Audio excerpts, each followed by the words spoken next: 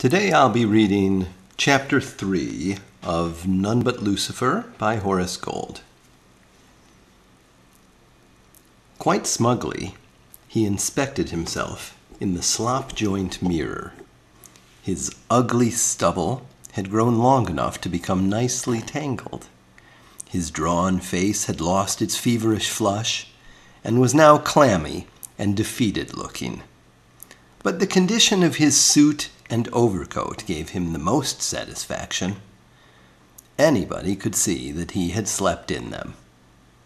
He ate a 20-cent breakfast, which he thought made him feel needlessly fit. Instead of taking the subway a block away, he walked, at a swift pace that he knew he could not maintain, to 3 stations uptown. He was pleased when his undue strength left him, and he had to grab for the rail, going down the subway stairs to keep from stumbling.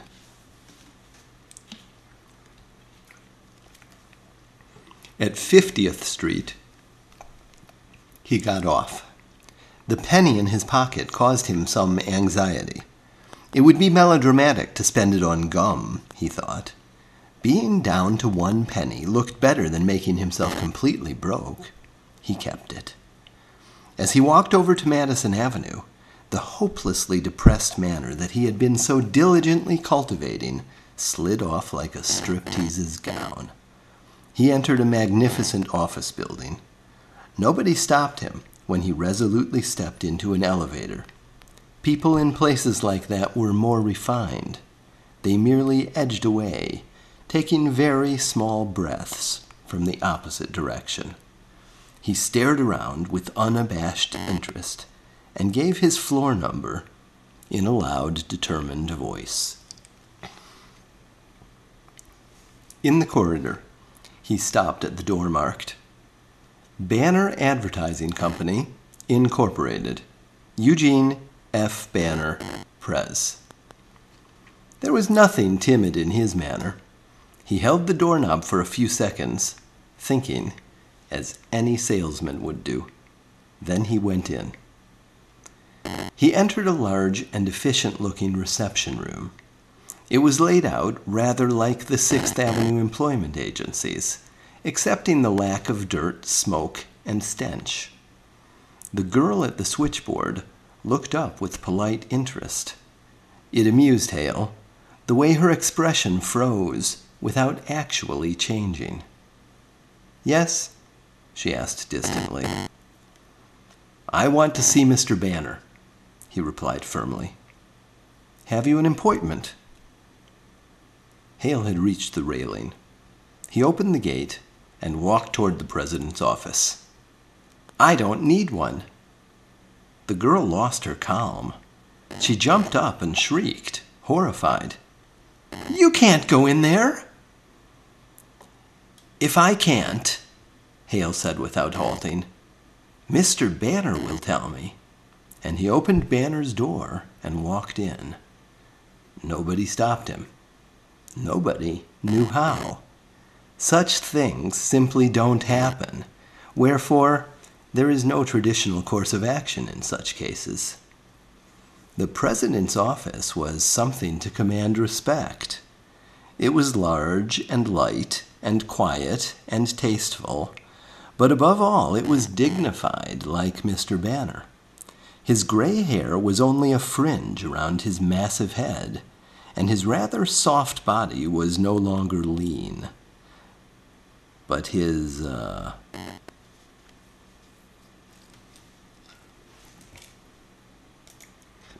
pince-nez were set precisely on a sharp, straight nose that grew from pink, clean cheeks, and he sat very straight in his chair, reading copy. He must have heard the door, for he stirred. A moment later, he evened the edges of pages with ponderous care and raised his head politely. Mr. Banner's nerves were delicate instruments. When he saw Hale standing determinedly before his desk, he jumped up, sending his chair over with a frightful crash. Objectively, Hale watched the president's antics. Banner had cleverly placed himself in such a position that he could, almost without possibility of hindrance, reach the telephone, push his secretary's buzzer, or race around the desk toward the door. "What do you want?" he demanded. Hale maintained his dominating position. "I want a job here," he said bluntly, "until I can marry your daughter Gloria." Until he realized that he was exposing his surprise, Mr. Banner goggled at him. Then he pulled himself together. "Gloria takes care of her own affairs," he said restrainedly. "I try not to interfere." It didn't fool Hale. He knew he was being humored. "That isn't the important thing," he said. "I don't know Gloria. I've only seen her picture in the papers, but just the same, I think I'll marry her. She's not bad looking, quite pretty, in fact. I'll work here until I get to know her better." Mr. Banner stared fixedly at Hale's face and clothes. He knew that most shabby people become self-conscious and malleable when attention is called to their appearance. "Naturally," Hale went on, undaunted, "I don't want to make a permanent thing of it. Work at its best grows boring, but with Gloria's private means, I imagine we can struggle along. You won't live much more than 10 or 20 years. Then I'll take over your income. That should be about $500,000 a year. It'll do." Banner wagged his head slowly, as with pure wonderment. "I can't do anything about Gloria," he said finally. "What she does is her own affair." Hale was reasonable. "I'll take care of that. I suppose the job is all you can handle. Well, let's start on that as a—" "Look here," said Banner brusquely, coming around the desk. "You don't convince me for a second. I'm not an imbecile, you know." Hale controlled his expression and stood his ground. "Give you credit for originality," Banner snapped. "An advertising man respects that. Only, you're not convincing. Next time, hide the intelligence behind a better mask than a couple of days' beard, and don't talk literately. Understand?" Hale didn't understand, but he didn't say so. Banner went on. "I need a slogan for White Elephant Blended Rye." He snatched a layout from the desk and held it up before Hale. "I've got a blurb, but I need a slogan. Give me one. Quick, now!" Hale, for the first time, backed up a step. But then he recognized his enemy's hand and stopped. His bluff was being called. He said desperately, "You'll drink White Elephant Blended Rye and like it." Banner ran a finger over the layout. "You'll drink White Elephant Blended Rye." He traced over the cut and beneath it. "And like it." "Not strong enough. Won't pull." "And like it." "That's better. Pretty good." Banner motioned Hale to one of the big leather chairs and sat himself down in the other.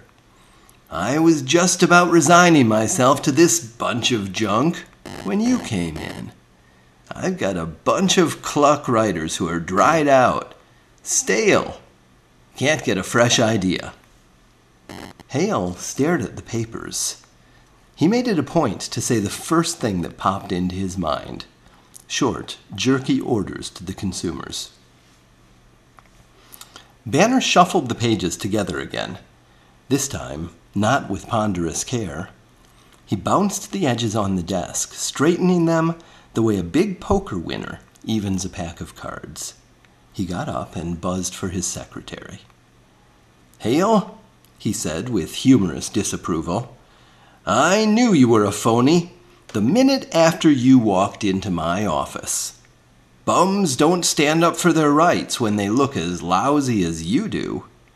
They shuffle and whine. That was your mistake, but I'll say this. You're damned clever. You challenged me to see through your disguise, and I like challenges. There probably isn't a better judge of men than I am. Tell you how I knew you weren't a real bum. The soles of your shoes weren't worn through." Hale grinned unashamedly, and his grin flattered Banner, who, of course, hadn't had a chance to see the soles of Hale's shoes until he had told Hale to sit down. Banner went on. "I really can't do anything about my daughter, but I will give you a job. 50 a week. That's just a starter." Still grinning, Hale shook his head. "I want 100,000 a year." Banner choked, but came up laughing between coughs. "I must say, when it comes to plain, unvarnished gal, you've got me beaten. Thought I was pretty good. I'll make it 5,000 a year. That's final. 100,000. Hale's set grin began to irk Banner. "You're serious, aren't you? Well, get it out of your mind. I can stand crust, but you're talking like a lunatic. 10,000. Hale opened his mouth. What he intended to say was not very clear, but at that instant a man entered. "Mason," said Banner curtly, "this is Hale." "How do you do, Mr. Hale?" replied Mason uncertainly. He made a couple of imperceptible motions with his right hand, as if unable to decide whether to offer it. "I've just hired Hale," Banner continued. "Give him a $50 advance on his salary. Take him around to my barber and my tailor and give him the works. Get him a steam bath and a rub down at my club. And you, Hale, take the day off. Get yourself an apartment you won't be ashamed of, and be at work at 10 tomorrow. No? Come back here before closing, say at 4. That's all." Hale put his battered hat on jauntily.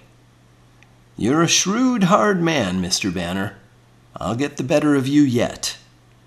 "Just try it," replied Banner confidently. "You'll be the first."